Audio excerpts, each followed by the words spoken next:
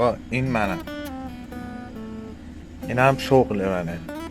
من دل و روده ماشین رو اینجوری تنگ میزنم، در میارم همه رو، بعد تخصصی درست میکنم.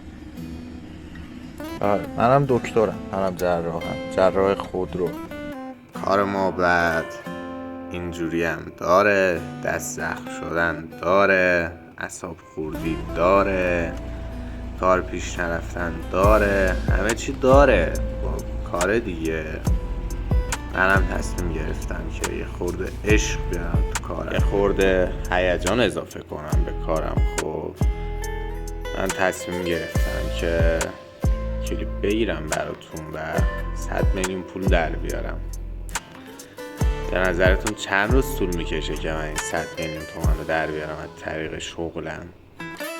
حتی اینو در نظر بگیرید که من سربازم و تایمی که من فرصت کار کردن دارم نیمه وقت هستش، یعنی ساعت 2-3 بعد از ظهر تا نهایت 10 شب.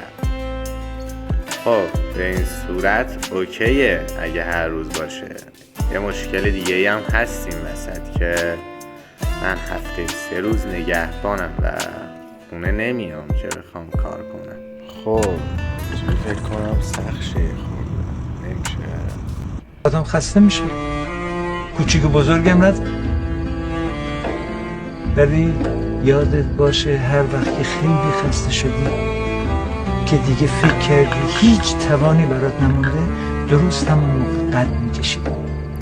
هر وقت میام بگم سخته نمیشه، یادم میاد که من سخت‌تر از ایناشم رد کردم. خب پس به امید این که چالشمون با موفقیت تمام شه و شروع کارو تو پارتای بعدی میذارم براتون.